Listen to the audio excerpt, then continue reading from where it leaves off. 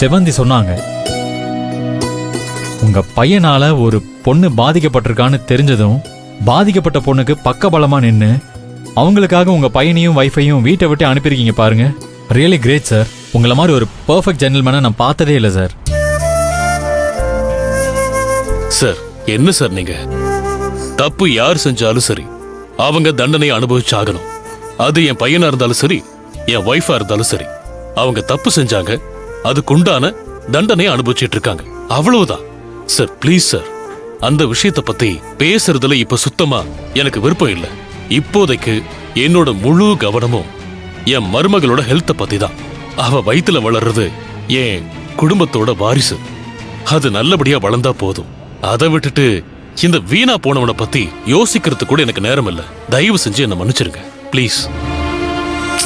Sorry sir, உங்க மனவேதனை என்னால புரிஞ்சுக்க முடியுது. சாரி. சரிங்க செவந்தி சிந்து, நீங்க வீட்டுக்கு கிளம்புங்க.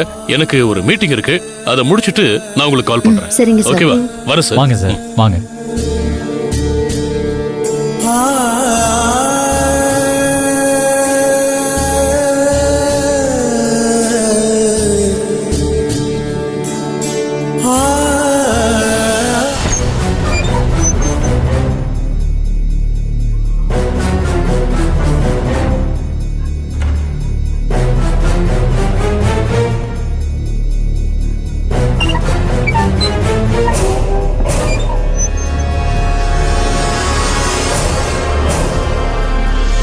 மது மட்டும்தான் இருக்கா, அந்த வாண்டுங்க ரெண்டும் இல்ல. நல்லதா போச்சு. மது. சித்தி, என்ன மது, புது ஸ்கூல் போனதுல இருந்து உன்கிட்ட பேசவே முடியல. வித்யாவும் உன் ஸ்கூல்ல வந்து சேர்ந்துட்டாங்கிற சந்தோஷத்துல இந்த சித்தியவே மறந்துட்ட பாத்தியா? போ மது. ஐயோ என்ன சித்தி நீங்க இப்படி சொல்றீங்க? என் மனசு கஷ்டப்படக்கூடாதுன்னு வித்யாவும் நான் சேர்ந்த ஸ்கூல்லயே சேர்றதுக்கு ஐடியா கொடுத்து அவளை அங்க சேர வச்சதே நீங்க தானே சித்தி. இப்படி என் சந்தோஷத்துக்காக ஒவ்வொரு விஷயத்தையும் பார்த்து பார்த்து பண்றவங்கள என்னால எப்படி சித்தி மறக்க முடியும்? நானும் உங்ககிட்ட தனியா பேசணும்னு ட்ரை பண்ணிட்டு தான் இருக்கேன் சித்தி. ஆனா எப்ப பார்த்தாலும் நான் என்ன பண்றேன் ஏது பண்றேன்னு வீட்ல இருக்க எல்லாரும் கண்காணிச்சுட்டே இருக்காங்க. அதனாலதான் சித்தி ஸ்கூல்ல சேர்ந்து இத்தனை நாள் ஆகியும் உங்ககிட்ட பேசவே முடியல. தயவு செஞ்சு தப்பா எடுத்துக்காதீங்க சித்தி. சேச்சே, நீ என்கிட்ட பேசினாலே செவந்தில இருந்து இந்த வீட்ல இருக்கிற எல்லாரும் உன்னை கடிச்சு கொதறது மட்டும் இல்லாம மது கிட்ட என்ன பேசுன, எதுக்கு பேசுனன்னு என்னையும் கேள்வி மேல கேள்வி கேட்டு டார்ச்சர் பண்ணிடுவாங்கன்னு எனக்கு தெரியாதா? நான் சும்மா ஃபன்னுக்காக தான் அப்படி சொன்னேன். அப்பாடா, எனக்கு இப்பதான் உசுரே வந்த மாதிரி இருக்கு. எங்க நீங்க உண்மையிலேயே தப்பா எடுத்துக்கிட்டீங்களோன்னு பயந்தே போயிட்டேன் சித்தி. நான் எப்பவுமே உன்னை தப்பாவே நினைக்க மாட்டேன். ஏன்னா உன்னை எனக்கு அந்த அளவுக்கு பிடிக்கும்.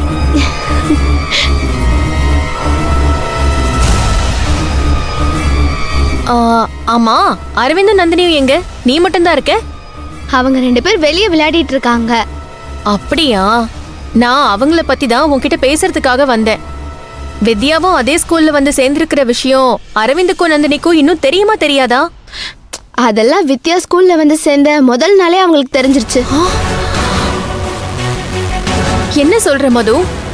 அவங்க 2 பேருக்கும் அந்த விஷயம் தெரிஞ்சிருந்தா இந்நேரத்துக்கு செவந்தி கிட்ட வந்து சொல்லிருப்பாங்களே.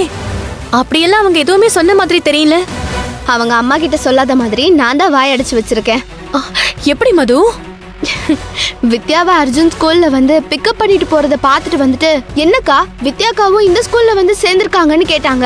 ஆமா, அவ என் ஃப்ரெண்டு, அதனால அவனை படிக்கிற ஸ்கூலுக்கே வந்து அவளும் சேர்ந்துட்டான்னு நான் சொன்னேன்.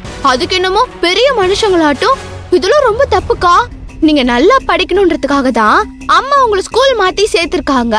இப்ப இங்கேயும் வித்யாக்கா வந்திருக்க விஷயம் அம்மாக்கு தெரிஞ்சா என்ன ஆகும்னு யோசனை பண்ணி பாத்தீங்களான்னு கேள்வி மேல கேள்வி கேட்க ஆரம்பிச்சிட்டாங்க. ஐயோ. அப்புறம் நான் தான் வித்யாவும் இங்க படிக்கிற விஷயம் தெரிஞ்சாதானே அம்மா கோவப்படுவாங்க. அவங்க கிட்ட இந்த விஷயத்த சொல்லவே கூடாது. அப்படி மீறி சொன்னீங்கன்னா உங்க 2 பேர்கிட்டயும் நான் எப்பவும் பேசவே மாட்டேன்னு சொல்லிட்டேன் சித்தி. எங்க நான் அவங்க கிட்ட பேச மாட்டோம்னு நினைச்சுக்கிட்டு அவங்களும் இந்த விஷயத்த செவந்தி அம்மா கிட்ட சொல்ல மாட்டேன்னு சொல்லிட்டாங்க. அவங்க 2 பேரும் ஏன் கண்ட்ரோல்ல இருக்காங்க சித்தி. சூப்பர் மது. பரவாயில்ல, அரவிந்துக்கும் நந்தினிக்கும் இந்த விஷயம் தெரியறப்போ வீட்ல பெரிய பிரச்சனையா வெடிக்குமேன்னு நான் பயந்துகிட்டே இருந்தேன். நீ புத்திசாலித்தனமா அவங்க 2 பேரையும் சென்டிமெண்டா லாக் பண்ணி உன் கண்ட்ரோல்ல வச்சிருக்க. இதை இப்படியே மெயின்டைன் பண்ணிக்கோ. அதெல்லாம் நான் பாத்துக்கிறேன் சித்தி. என்ன மீறி அரவிந்தும் நந்தினியும் அம்மா கிட்ட இந்த விஷயத்த சொல்லவே மாட்டாங்க. அப்பாடா, இப்பதான் எனக்கு நிம்மதியா இருக்கு. நான் ஒரு விதமா பிளான் பண்ணி உனக்கு ஹெல்ப் பண்ணா, நீ ஒரு விதமா உன் பங்குக்கு பிரச்சனைய சமாளிச்சிட்ட.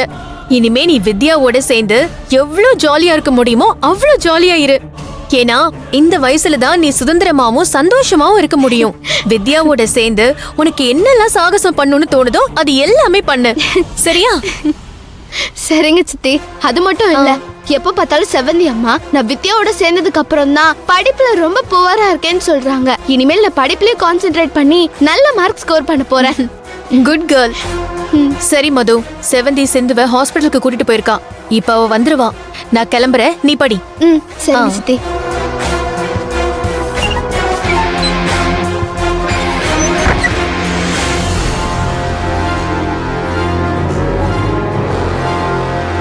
நம்ம வித்யாவா இந்த ஸ்கூல்ல சேர்த்து விட்டதுக்கு காரணமே அதை வச்சு வீட்ல பெரிய பிரச்சனை வரணுங்கிறதுக்காக தான். ஆனா இந்த மது என்னடானா பிரச்சனை வந்துடக்கூடாதுன்னு அத பிரில்லியண்டா சால்வ் பண்ணிருக்கா. இப்ப நாம அரவிந்த் நந்தினி கிட்ட போய் வித்யா விஷயத்தை தூண்டி விட்டு செவந்தி கிட்ட சொல்ல வைக்கணும். அப்பதான் பிரச்சனை நாம நினைச்ச மாதிரி 10 கிட்ட எரியும். அந்த செவந்தியும் நிம்மதி இல்லாம தவிப்பா. தூண்டி விடுற.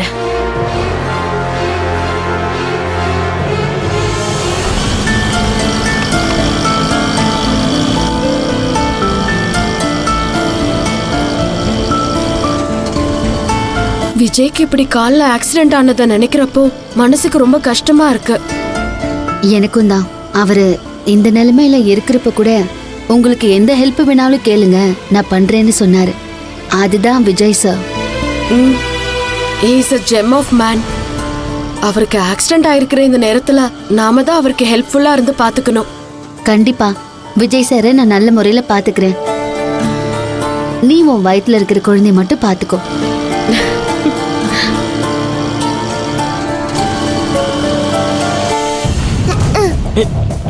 என்னண்ணா விட்டுட்டே இருக்கேனா?